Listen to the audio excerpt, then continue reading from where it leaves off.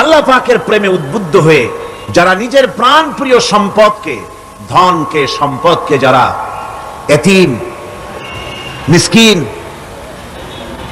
নিকটবর্তী আত্মীয় স্বজন, প্রবাসী, পথচারী, সাইল, কৃতদাসের মুক্তির জন্য যারা দান করে, প্রিয় ধন সম্পদ যারা আল্লাহর রাস্তায় এভাবে দান করে দেয়, নামাজকে প্রতিষ্ঠা করে, যাকাতকে আদায় করে, ওয়াদাকে পালন করে, আর বিপদ ও মুসিবতে ধৈর্য ধারণ করে, এরাই হচ্ছে সত্যাশ্রিত, এরাই হচ্ছে তাদের দাবিতে সত্যবাদী, ইমানের দাবিতে এরা হচ্ছে সত্যবাদী, আর এরাই হচ্ছে মুত্তাকি। আজকে আমি আপনাদের সামনে যে আলোচনাটা করব সেটা হচ্ছে এই ব্যাপারটি। আল্লাহ পাকের মহব্বতে উদ্বুদ্ধ হয়ে যারা এতিম এবং মিসকিনকে যারা দান করে, আত্মীয় স্বজন, গরিব আত্মীয় স্বজন, অসহায় প্রতিবেশী, পথচারী, এদের জন্য যারা সাহায্য করে। কারণ হচ্ছে ইসলাম তো শুধু নামাজ রোজার কথাই বলেনি, ইসলাম মানুষের জীবনের সকল দুঃখ দুর্দশার দিকে লক্ষ্য রেখেছে। যারা বোঝে না তারা ইসলামকে শুধুমাত্র একটি ধর্ম মনে করে, আর ইসলামের যে অর্থনীতি আছে, সমাজনীতি আছে, এটা তারা বুঝতে পারে না।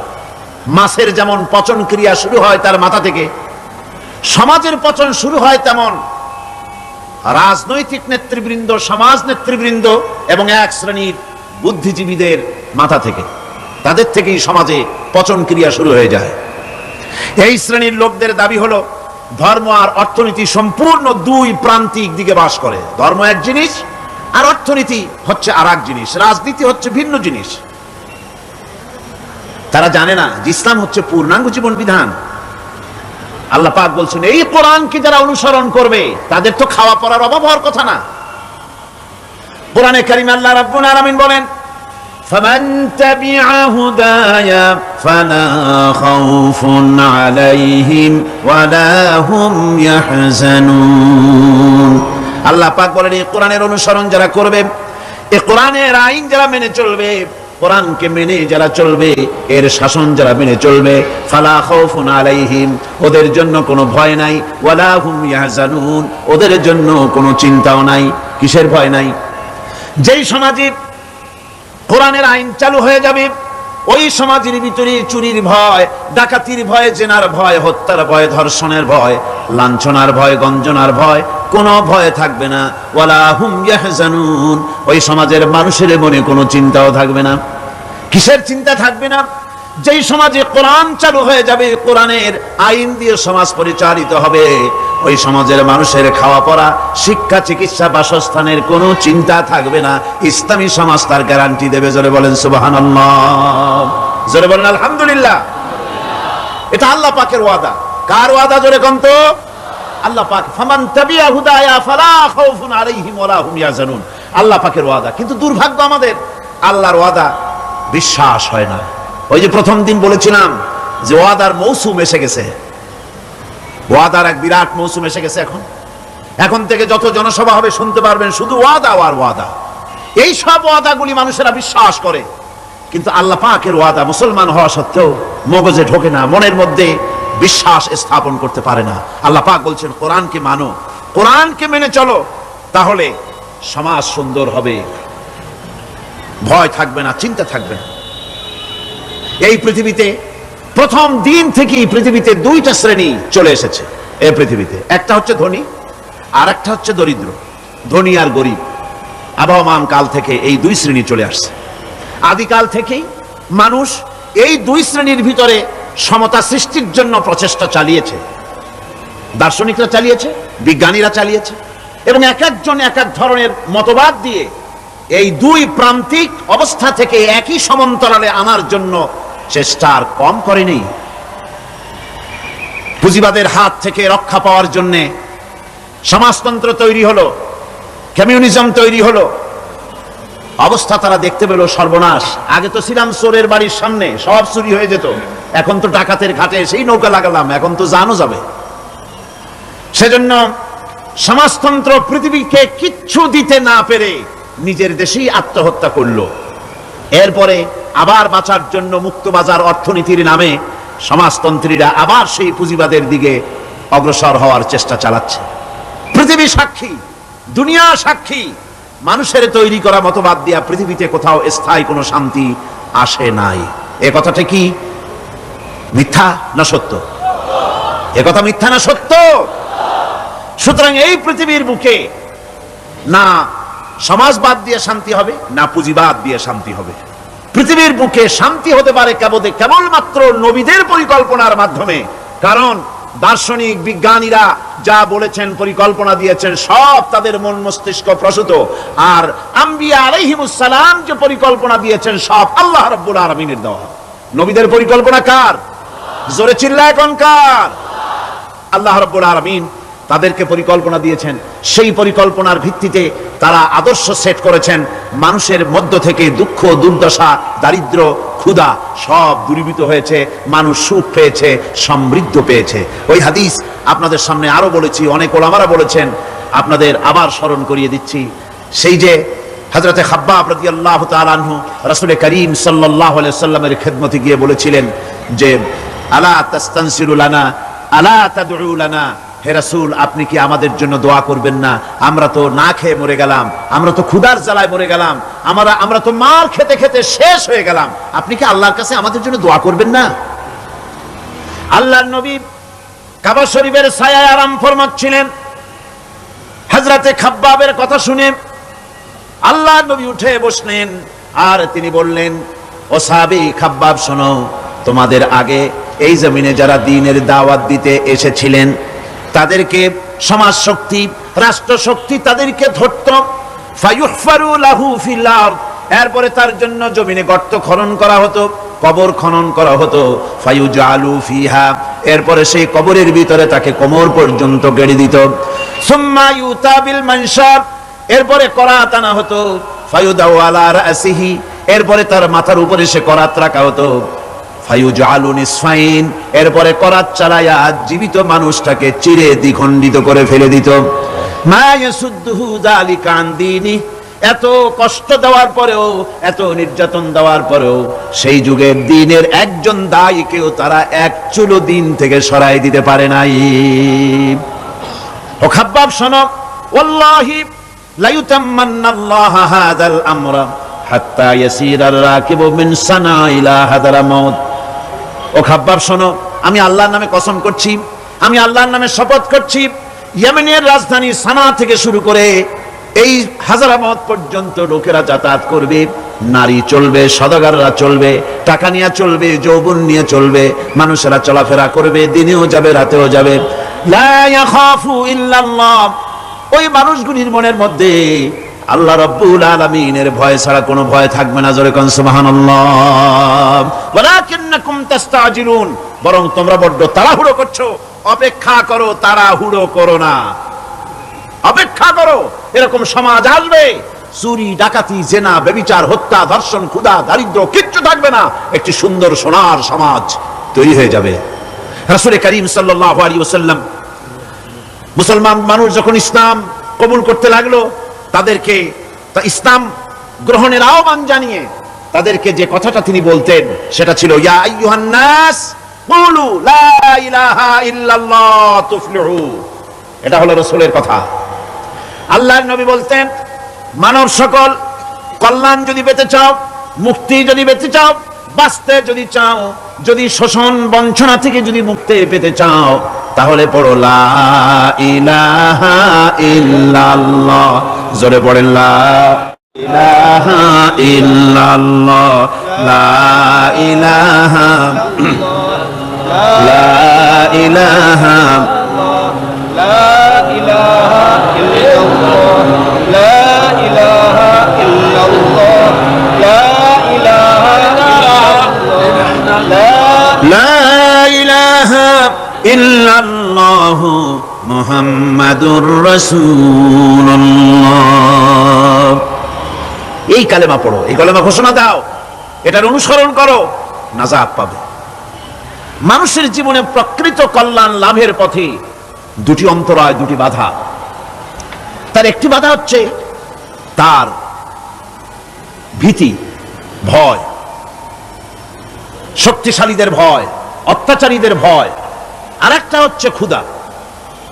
প্রকৃত কল্যাণ লাভের পথে মানুষের অভাব অনটনের ভয়, ক্ষুধা দারিদ্র্যের ভয় এবং অত্যাচারের ভয়, এই দুইটি ভয় মানুষের মধ্যে সেই প্রথম দিন থেকেই চলে এসেছে। ইসলাম প্রচারের প্রথম অধ্যায় আল্লাহ রাব্বুল আলামিনের বন্দিগির দাওয়াত দিয়ে নবী করিম সাল্লাল্লাহু আলাইহি সাল্লাম বলেছেন, এই ক্ষুধা আর ভয়, এই দুটি জিনিসকে দূর করে দেওয়ার মতো পরিকল্পনা আল্লাহ পাক দিয়েছেন। আজও পৃথিবীতে আমাদের সমাজে এই দুইটা জিনিসেরই ভয়। কয়টা জিনিসের ভয়? একটা হচ্ছে ক্ষুধা, আর একটা হচ্ছে ভীতি। মানুষ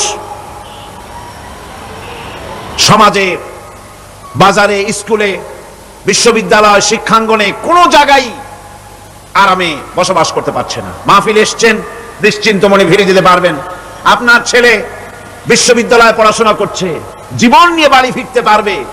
আপনার মেয়ে কলেজে গিয়েছে, তার ইজ্জত নিয়ে, সম্ভ্রম নিয়ে ফিরে আসতে পারবে, এ গ্যারান্টি আজ আর কেউ দিতে পারে না। সত্য কিনা বলেন?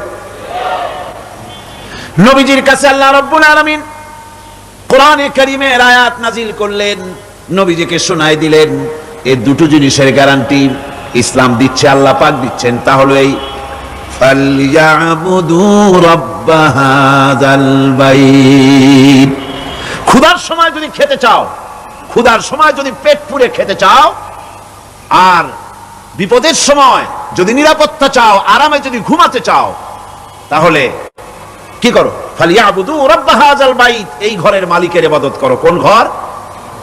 আল্লাহর ঘর। এই ঘরের মালিক কে? আল্লাহ সুবহানাহু ওয়া তাআলা। এই ঘরের মালিকের ইবাদত করলে কি হবে?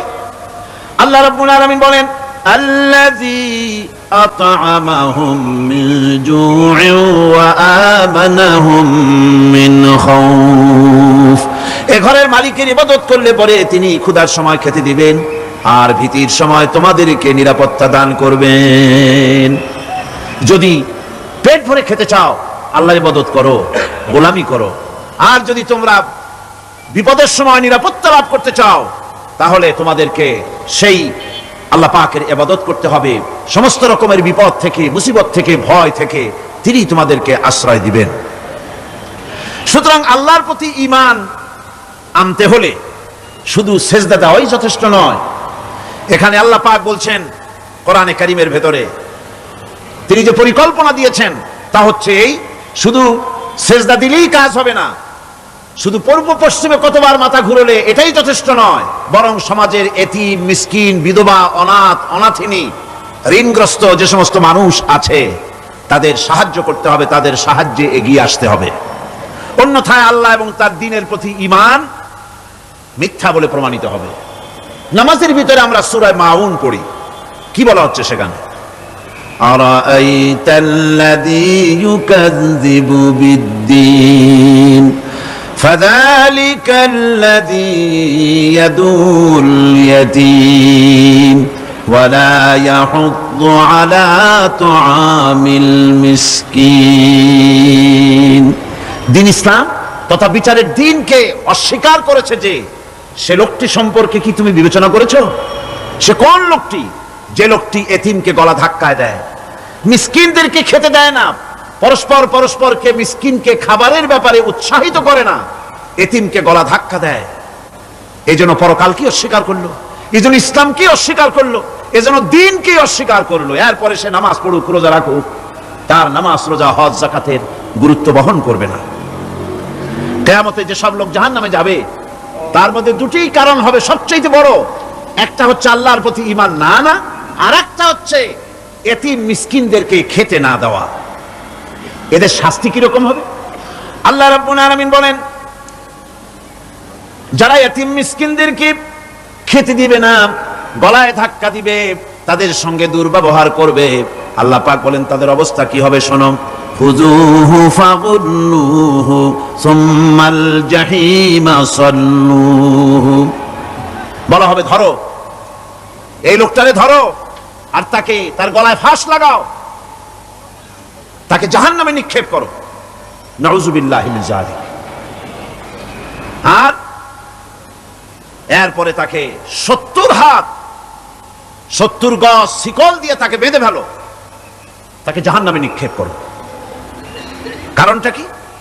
কারণ হলো ইন্নাহু কানা লা ইউমিনু বিল্লাহিল আযীম ওয়া লা ইয়াহুদ্দু আলা তুআমিল মিসকিন।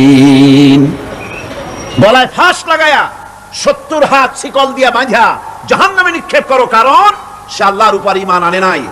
আর এতিমদেরকে, মিসকিনদেরকে খাবারের ব্যাপারে পরস্পরকে উৎসাহিত করে নাই, নিজেও খাওয়ায় নাই, আরো একজনকে উৎসাহিতও করে নাই।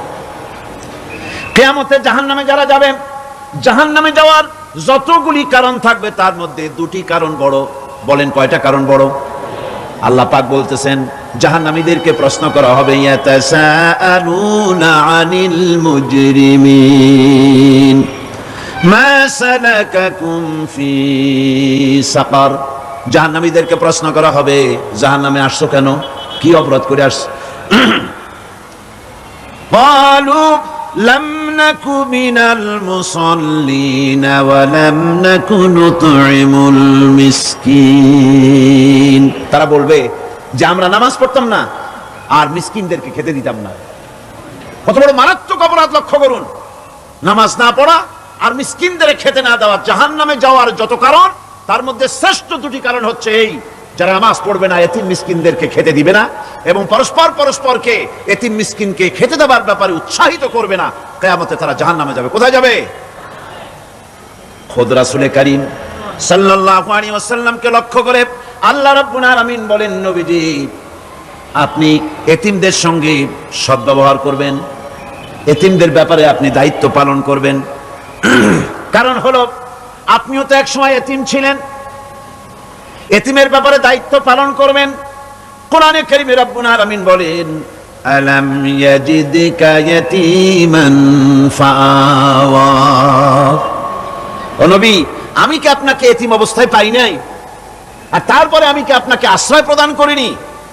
আপনাকে আমি এতিম অবস্থায় পেয়েছি, এরপরে আপনাকে আশ্রয় দিয়েছি। রাসূল তো এতিমদের সরদার। পৃথিবীর কোন এতিম যেন বলতে না পারে নবীজি আমার ব্যাপারে কি বলবেন, আমি তো এতিম মানুষ, আর তিনি আমার ব্যাপারে কিভাবে আমার দরদ বুঝবেন। নবীজিকে আল্লাহ পাক কেমন এতিম বানালেন, সমস্ত দুনিয়ার এতিমদের সরদার বানালেন।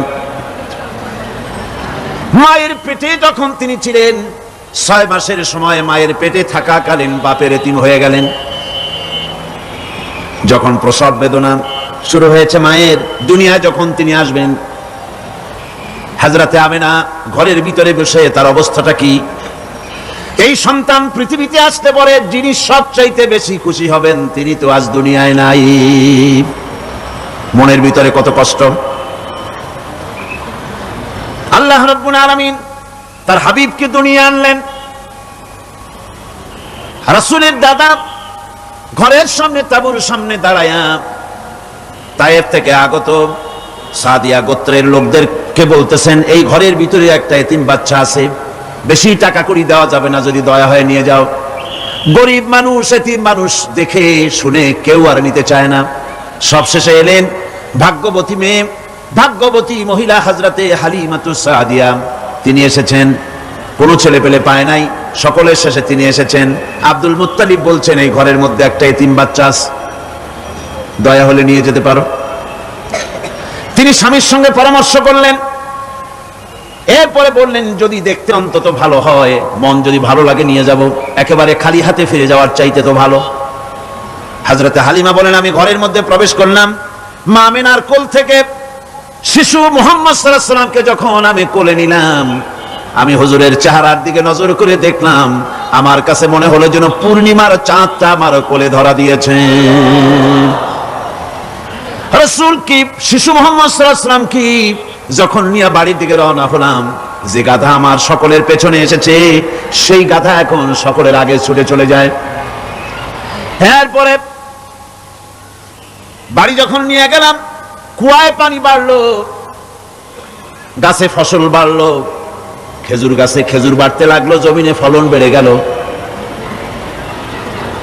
রাসূলের দুধ বোন সাইমা রাসূলকে নিয়ে মুহাম্মদ সাল্লাল্লাহু আলাইহি ওয়াসাল্লাম তাকে দোলনা নিয়ে দোল দিতেছে, কি আশ্চর্য অবস্থা। সাইমা তাকে দোল দিচ্ছে আর বলতেছে, বেঁচে থাকুক মুহাম্মদ সাল্লাল্লাহু আলাইহি ওয়াসাল্লাম, সে দীর্ঘজীবী হোক। কবি লিখতেছেন কি আশ্চর্য কথা, বেদুইন বালিকা কারে নিয়ে দোল দেয় সে কি তা জানে? বিশ্বনবী মুহাম্মদ রাসূলুল্লাহ সাল্লাল্লাহু আলাইহি ওয়াসাল্লাম এভাবে এতিম অবস্থায় জীবন তার শুরু হলো। যখন তিনি ফিরে এলেন 6 বছর বয়সের সময়, যখন মায়ের কাছে তিনি ফিরে এসেছেন, প্রতিদিন তিনি খেলা দেখতে যান ময়দানে। ইতিহাসের মধ্যে লেখা হয়েছে মা প্রতিদিন সন্ধ্যার সময় তাকে ফিরে পান। আজকে সন্ধ্যা হয়ে গেছে, শিশু মুহাম্মদ সাল্লাল্লাহু আলাইহি ওয়াসাল্লাম বাড়ি ফেরেন না। কারণ কি, কেন বাড়ি ফেরে না? সন্ধ্যার দিকে তিনি চলে গিয়েছেন পাহাড়িয়া ময়দানে, যে দেখেন ধুধু করতেছে, চতুর্দিকে সন্ধ্যা হয়ে গেছে, অন্ধকার হয়ে গেছে, কোনো ছেলে পেলে নাই, কেউ নাই। পাহাড়ের পাদদেশে বসে শিশু মুহাম্মদ সাল্লাল্লাহু আলাইহি ওয়াসাল্লাম কাঁদতেছেন। মা প্রশ্ন করলেন, বাবারে সন্ধ্যা উত্তীর্ণ হয়ে গেল, কেন একা একা বসে বসে কাঁদো?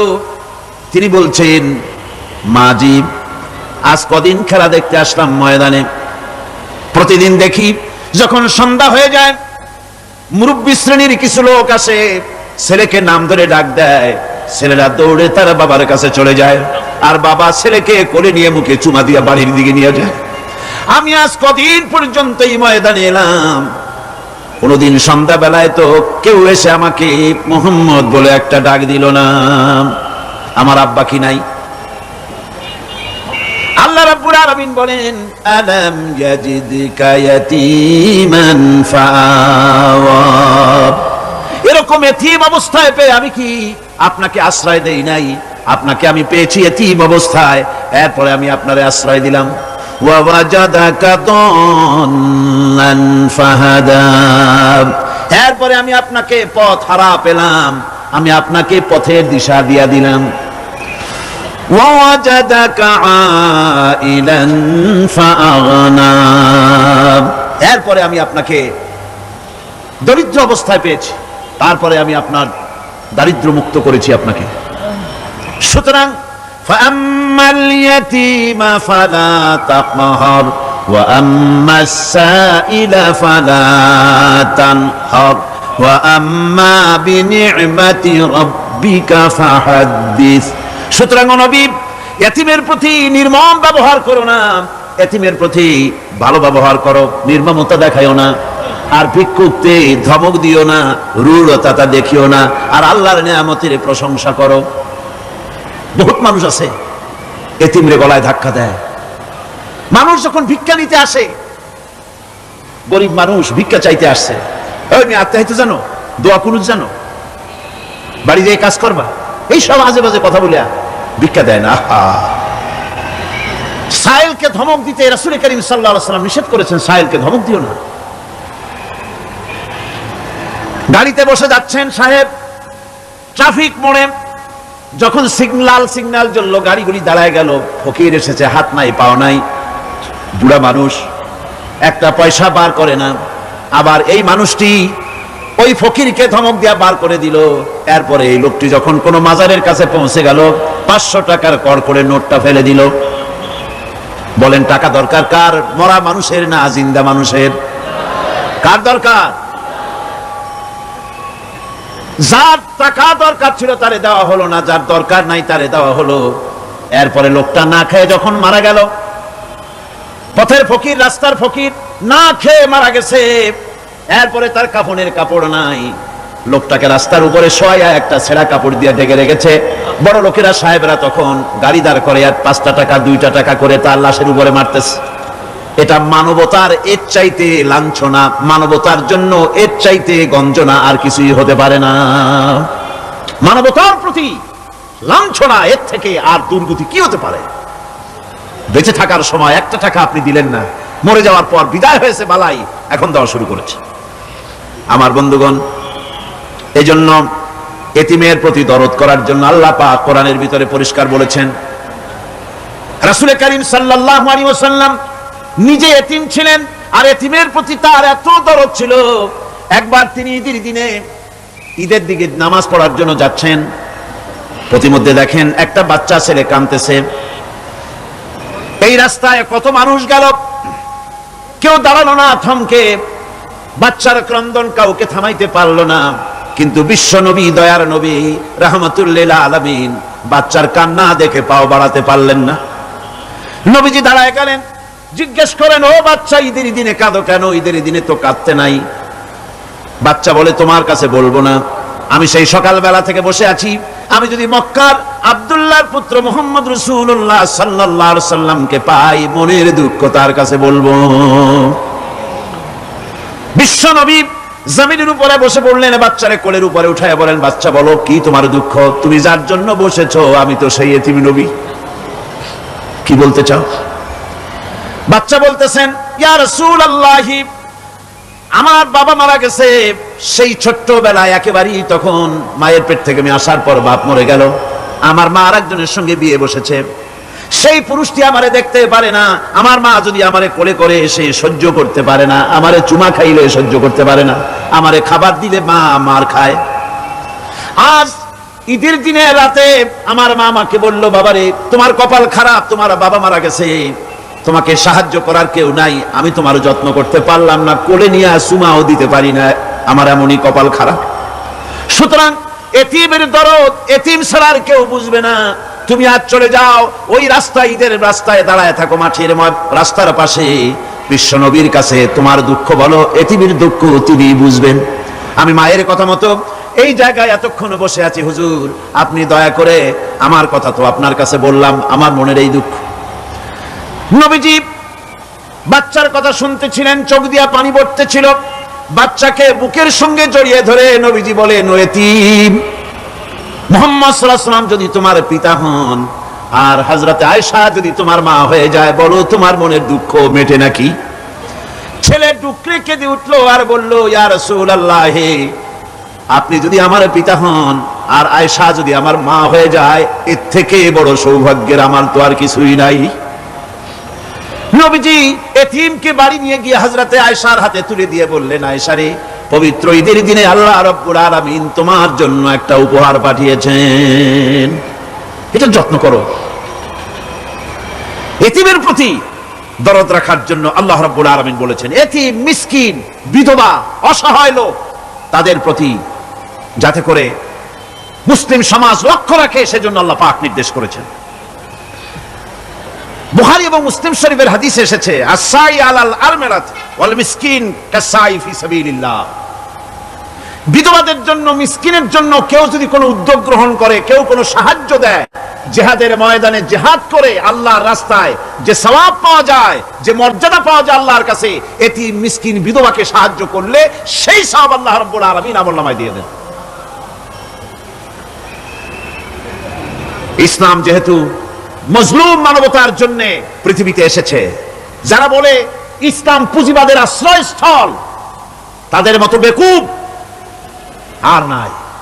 এই কথা তারা বলে উদ্দেশ্যমূলক ভাবে, রাজনৈতিক উদ্দেশ্যমূলক ভাবে সব কথা বলে। ইসলাম যদি পুঁজিবাদের আশ্রয়স্থল হবে, তাহলে তো ইসলাম সর্বপ্রথম কবুল করতো ধনীরা, কথা ঠিক কিনা কন? কিন্তু ইসলাম কবুল করলো সর্বপ্রথম কারা? সর্বপ্রথম ইসলাম কবুল করেছে নিগৃহীত, নির্যাতিত গরিব মানুষগুলি, হযরত বেলালের মতো মানুষ, আম্মারের মতো মানুষ। এই সব গরিব মানুষগুলি, নারী, গরিব, অসহায়, নির্যাতিত, তারা ইসলাম কবুল করেছেন সর্বপ্রথম। সুতরাং ইসলাম পুঁজিবাদের আশ্রয়স্থল নয়, ইসলাম হচ্ছে দুনিয়ার সমস্ত মজলুম মানবতার আশ্রয়স্থল। যেরকম আলহামদুলিল্লাহ। আমার বন্ধুগণ, ইসলামী বিপ্লবীর দাওয়াতের পর্যায়ে মক্কি জিন্দেগিতে যখন সূরাগুলি রাসূলের আসতেছিল, সেই সময় আল্লাহ রাব্বুল আলামিন বলেছেন, ওয়া হাদাইনাহুন নাজদাইন, আমি কি উভয় স্পষ্ট পথ তাদেরকে দেখায় দেই নাই? উভয় স্পষ্ট পথ তাদেরকে দেখানো হয়েছে।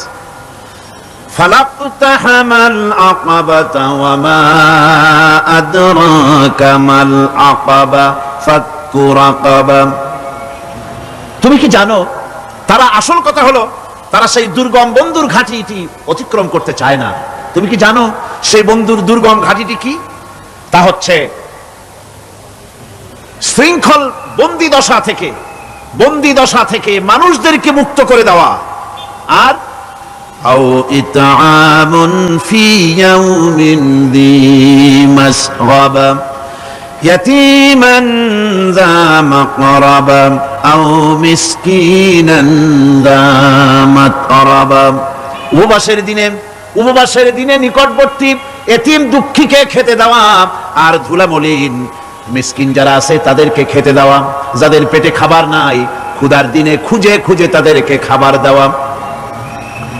এই সমস্ত কাজ যারা করবে আল্লাহ রাব্বুল আলামিন তাদের সম্পর্কে বলেছেন উলাইকা আসহাবুল মাইমানা, কিয়ামতের দিন এদের ডান হাতে আল্লাহ রাব্বুল আলামিন আমলনামা দান করবেন। জোরে কোন সুবহানাল্লাহ। আমলনামা বেঈমান যারা তাদের হাতে আসবে, তাদের কোন হাতে আসবে? বাম হাতে। আর আমলনামা ডান হাতে আসবে কাদের?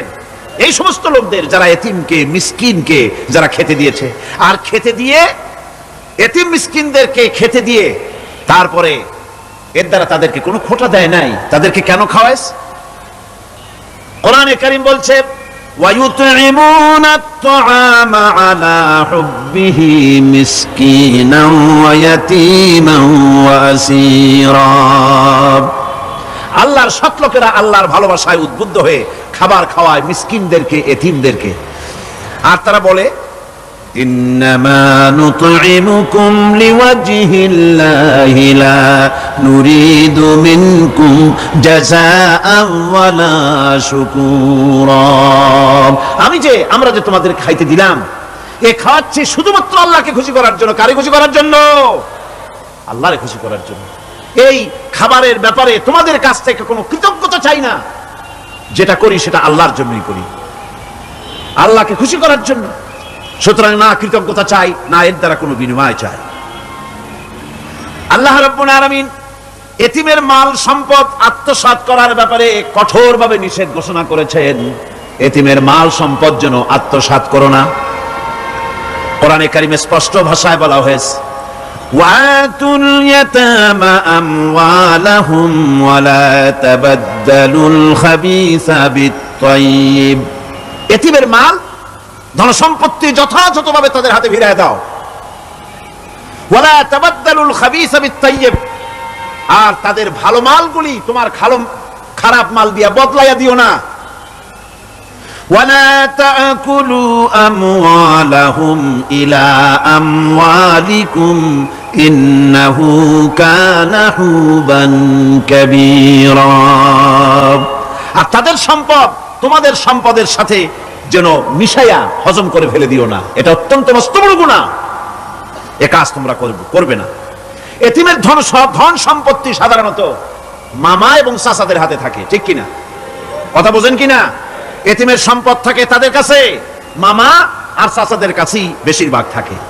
এতিম তো ছোট্ট মানুষ, বড় হতে সময় লাগে। এই ফাঁকে তার ভালো মালগুলি নিয়ে তার বদলে নিজের পচা মাল রেখে দেয়, অথবা তার ভালো সম্পত্তিটা নিজের সম্পত্তির সাথে মিলাইয়া একাকার করে ফেলে দেয়। আল্লাহ রাব্বুল আলামিন কঠোরভাবে নিষেধ করেছেন, খবরদার এই কাজটি করবে না। যারা এমন কাজ করে, এতিমের মাল যারা নষ্ট করে, এতিমের মাল যারা খায়, তাদের সম্পর্কে আল্লাহ পাক বলছেন ইন্নাল্লাযীনা ইয়াকুলুনা আমওয়ালাল ইয়াতামা যুলমান ইন্নামা ইয়াকুলুনা ফি বুতুনিহিম নারা ওয়া সায়াসলাউনা সাঈরা। অন্যায়ভাবে এতিমের মাল যারা ভক্ষণ করে, তারা তো এতিমের মাল খায় না, বরং পেটের মধ্যে তারা আগুন ঢুকায়। পেটের মধ্যে কি ঢুকায়? আর অচিরেই এদেরকে জাহান্নামে নিক্ষেপ করা হবে। কোথায় নিক্ষেপ করা হবে? জাহান্নামে। যারা এতিমের মালকে ভক্ষণ করে, এতিমের মাল নষ্ট করে, এতিমের হক নষ্ট করে, তাদের জায়গা জাহান্নাম। আর এতিমের মাল যারা খায়, তারা যেন আগুন খায়। কি খায়? এতিমের ধন সম্পদ হজমকারীদের ব্যাপারে তাদের যে বিরাট হীনমন্যতা কাজ করে, এজন্য আল্লাহ পাক বলতেছেন কাল্লা বাল্লা তুকরিমুনাল ইয়াতীম। না, কখনোই নয়। আসল ব্যাপার হচ্ছে তোমরা হীনমন্যতার কারণে এতিমকে সম্মান দাও না, এতিমকে মর্যাদা দাও না। ওয়ালা তাহাদ্দুনা আলা তুআমিল মিসকিন। আর মিসকিনদেরকে তোমরা পরস্পরকে খেতে দেওয়ার জন্য তোমরা উৎসাহিত করো না, নিজেরাও খাও না, অন্যদেরকেও সে পথে উৎসাহিত করো না। এই যে কাজগুলি তোমরা করো, এটা মস্ত বড় অপরাধ। আল্লাহ রাব্বুল আলামিন এতিমের মাল সম্পর্কে আরো বলছেন, ওয়ালা তাকরাবু মালাল ইয়াতীম ইল্লা বিল্লাতী হিয়া আহসান হাত্তা ইয়াবলুগা আশুদ্দাহু। আল্লাহ পাক বলছেন এতিমের মালের নিকটবর্তীও হবে না যতক্ষণ পর্যন্ত তারা যৌবন প্রাপ্ত না হয়, বুদ্ধি শুদ্ধি না আসে, ততক্ষণ পর্যন্ত এতিমের মালের কাছে যাবে না। হ্যাঁ যাবে, মালটাকে রক্ষণাবেক্ষণ করার জন্য, মালগুলি খাওয়ার জন্য না। এতিমদের ব্যাপারে আল্লাহ পাক এভাবে সতর্ক করেছেন। মানুষ যখন, বাচ্চাগুলি যখন এতিম হয়ে যায়, বাচ্চা বেঁচে থাকতে, বাচ্চার বাপ মা বেঁচে থাকতে বাচ্চারে কোলে নেয়। দেখবেন বড় লোকের ছেলে দেখতে ভালো দেখা যাচ্ছে না, নাকে ময়লা তাতে ময়লা, তারপরেও বড় লোক, সেই জন্য বাচ্চাটারে কোলে নেয়, ইচ্ছা করে না, তারপরেও তারা খুশি করার জন্য কোলে নেয়। করে না কিরকম? এরকম করে। বাপ মা বেঁচে আছে তখন চাচাতে মামুতে ভাগ্নাকে ভাতিজাকে আদর করে কোলে নেয়, ঘাড়ে নেয়, চুমা খায়। আর যখন বাপ মা মরে গেল, বাপ যখন মারা গেল, এই ছোট্ট বাচ্চাটি চাচার দিকে ফেলফাল করে তাকায়, মায়ের দিকে তার মামার দিকে ফেলফাল করে তাকায়, একটি বারের জন্য কোলে নিয়ে তখন আর আদর করে না। মনের মধ্যে তখন দুর্বিসন্ধি থাকে, এই বাচ্চা মরুক অথবা তার সম্পদ যা আছে সম্পদগুলিকে লুটপাট করে নেয়। দেখেন এবার মিলান কথার সাথে আল্লাহ পাকের, লাইসাল বিররা আন তুওয়াল্লু ওয়ুজুহাকুম কিবালাল মাশরিকি ওয়াল মাগরিব। পূর্ব পশ্চিমে কত মাথা ঘুরালে, কত সেজদা দিলে, এটাই কিন্তু পুণ্যবান হওয়ার জন্য বড় কথা নয়, বরং শর্তই হলো আগে যা বলেছি সেগুলি। আর শর্ত হলো এতিম মিসকিনদেরকে, বিধবাদেরকে, অসহায়দেরকে সাহায্য করতে হবে। এগুলি করলে তাহলে তুমি মুমিন বলে প্রমাণিত হবে, তুমি সৎ ব্যক্তি, ভালো মানুষ, নেককার, পুণ্যবান বলে আল্লাহ পাকের দরবারে তুমি প্রমাণিত হবে। আমি এই বিষয়ের উপরে রাত প্রায় অনেক হয়ে গিয়েছে, 9:45 মতো, অনেক দূর থেকে আপনারা আসেন, কাজে আমি আলোচনা আজকে আর বাড়াবো না। মোনাজাতের জন্য বসেন, এক্ষুনি মোনাজাতের জন্য দাঁড়ানো ভাইরা সব বসে পড়েন। আল্লাহুম্মা আমিন। রব্বানা যালামনা আনফুসানা ওয়া ইন লাম তাগফির লানা ওয়া তারহামনা লানাকুনান্না মিনাল খাসিরিন। রব্বানা লা তুযিগ কুলুবানা বা'দা ইয হাদাইতানা ওয়া হাব লানা মিন লাদুনকা রাহমাতান ইন্নাকা আনতাল ওয়াহ্হাব। আয় আল্লাহ তাআলা, এই বিশাল জনসমুদ্র নিয়ে তোমার দরবারে হাত তুলেছি পবিত্র মেরাজের রজনীতে। আয় আল্লাহ, তুমি দয়া করে মেহেরবানি করে আমাদের আলোচনা, দুরুদ সালামের সওয়াব আমাদের বিশ্ব নবী, তোমার প্রিয় হাবিব জনাবি মুহাম্মদ রাসূলুল্লাহ সাল্লাল্লাহু আলাইহি ওয়াসাল্লামের রূহ মুবারকে পৌঁছায়া দাও। সমগ্র বিশ্বের মাটির নিচে যত মুমিন মুমিনাত শুয়ে আছেন তাদের আরো আর পরে সওয়াব পৌঁছায়া দাও। আমাদের মা বাপ যাদের দুনিয়া থেকে বিদায় হয়ে গেল, আল্লাহ কবরগুলিকে জান্নাতের টুকরায় পরিণত করে দাও। রব্বির হামহুমা কামা রব্বায়ানি সগীরা। পড়েন সবাই, রব্বির হামহুমা কামা রব্বায়ানি সগীরা। আয় আল্লাহ তাআলা, বহু মানুষ দোয়া চেয়েছি, কতজনের কত কষ্ট, কেউ হসপিটালে আছে, কারো অপারেশন হবে, কেউ বা মরে গেছে, কেউ বা মামলা মোকদ্দমায় আছে, কেউ বা পারিবারিক অশান্তিতে আছে। আল্লাহ, যিনি যেই নিয়তে দোয়া চেয়েছে মেহেরবানি করে সেই নেক নিয়ত তোমার দরবারে কবুল করে নাও। বিপদগ্রস্ত লোকগুলিরে বিপদ থেকে বাঁচাইয়া দাও। আয় আল্লাহ রাব্বুল আলামিন, এই মাহফিলে লক্ষ লক্ষ জনতা সমুদ্রের ঢেউর মতো চতুর্দিক থেকে আসতে থাকে। তুমি আর তোমার কোরআন আর তোমার রাসূল ছাড়া কোনো স্বার্থ কারো মনে নাই। কাউরে রিকশা ভাড়া দেওয়া হয় না, ট্রাক ভাড়া, বাস ভাড়া কাউকে দেওয়া হয় না, এক লোকমা খানাও এখানে পায় না, তাবাররুক বা সিন্নি বিতরণও হয় না। আয় আল্লাহ, নিঃস্বার্থ ভাবে এই লোকগুলি যাতায়াত করে। আল্লাহ, তোমার কোরআনের বরকতে সকলকে তুমি গুনাহ মুক্ত করে দাও। আয় আল্লাহ তাআলা, যাতায়াতটা আসান করে দিও, যাতায়াতের পথে কারো যেন কোনো বিপদ না হয়ে যায়। আয় আল্লাহ তাআলা, বাড়ি ঘর ফালায় আসে, বাড়ি ঘর তোমার ফেরেশতা দিয়ে তুমি হেফাজত করো।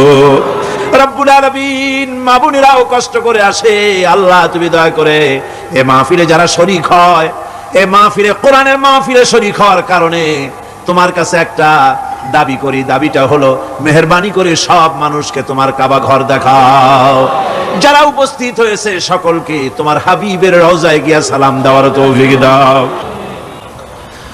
ربنا تقبل منا إنك أنت السميع العليم وتب علينا إنك أنت التواب الرحيم سبحان ربك رب العزة عما يصفون وسلام على المرسلين الحمد لله رب العالمين واجعل آخر كلمتنا عند الموت لا إله إلا الله